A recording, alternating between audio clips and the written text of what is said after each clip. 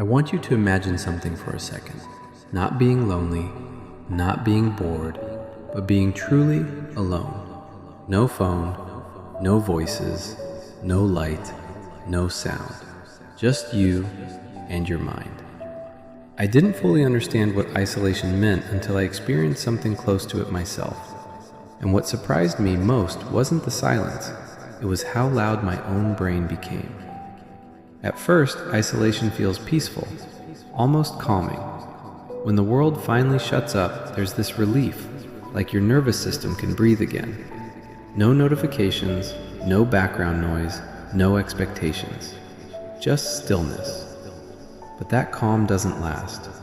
When your brain is cut off from external input, when there's nothing to see, nothing to hear, nothing to touch, it doesn't power down. It starts creating. I remember lying there in complete darkness. No sense of time, no sense of space.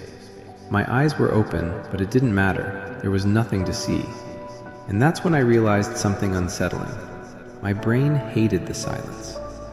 At first, it filled the gap with memories, random ones, childhood rooms, faces I hadn't thought about in years, conversations replaying themselves, slightly distorted, like they were being remembered by someone else.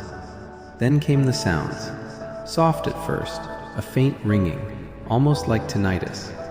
Then whispers, never clear enough to understand, but clear enough to notice. And the strange part? I knew there was no sound. I knew I was alone. But my brain didn't care. This is what sensory deprivation does. The brain is a prediction machine. It's designed to interpret reality based on input. And when that input disappears, it doesn't stop working. It panics. So it starts guessing.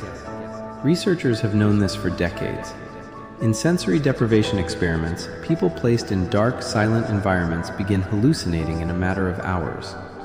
Some see lights that aren't there. Some see shapes, faces, entire scenes. Others hear music, voices calling their name, footsteps in empty rooms. And what's terrifying is how real it feels. I didn't see monsters or anything dramatic. What I saw was worse. I saw normal things that didn't exist. A door where there wasn't one. Movement in the corner of my vision. The sensation that someone else was in the room with me. That's when isolation shifts from peaceful to unsettling. Because now you're no longer alone, but not in a comforting way. Your sense of self starts to blur. Without mirrors, without other people reacting to you, without feedback from the world, your identity loses its anchor. You stop feeling like a person moving through space and start feeling like a thought floating in darkness. Time breaks first. 5 minutes feels like an hour feels like 5 minutes. Your brain relies on external cues, light changes, sounds, routines, to track time. Take those away and time becomes meaningless. Then your body starts acting strange. Your heartbeat feels louder. Your breathing sounds amplified. You become hyper-aware of sensations you normally ignore. An itch feels unbearable. A small muscle twitch feels intentional, like your body is trying to communicate with you. And then come the hallucinations that aren't visual or auditory, but emotional. You feel watched, even when you know you're not. This is one of the most disturbing effects of isolation. The brain evolved in social environments. For most of human history, being alone meant danger.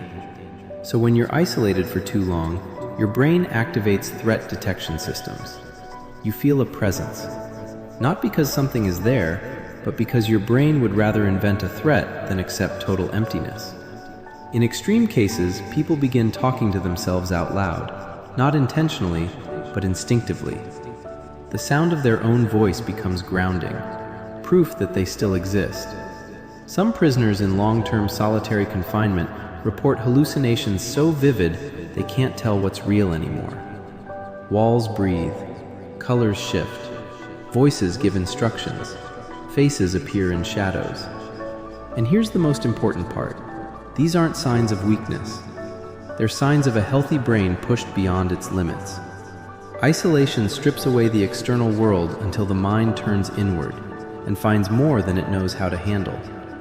I remember the moment I wanted it to stop. Not because I was scared, but because I was losing my sense of reality. My thoughts no longer felt like mine. They felt intrusive, automatic, like I was overhearing my own consciousness. When I finally returned to light and sound, it was overwhelming. Colors felt too bright. Noise felt aggressive. Even human voices sounded unnatural for a moment. But there was relief. Because isolation doesn't just teach you what loneliness feels like, it shows you how much of you is shaped by the world around you. We like to think of ourselves as independent minds, self-contained, strong. But take away stimulation, take away human connection, take away reality itself, and the mind doesn't become quiet. It becomes creative, desperate, unstable. True isolation doesn't reveal inner peace. It reveals how much we need each other, how much we need sound, light, touch, reality. And maybe the scariest part of all is this: the brain doesn't hallucinate because it's broken. It hallucinates because it's trying to survive.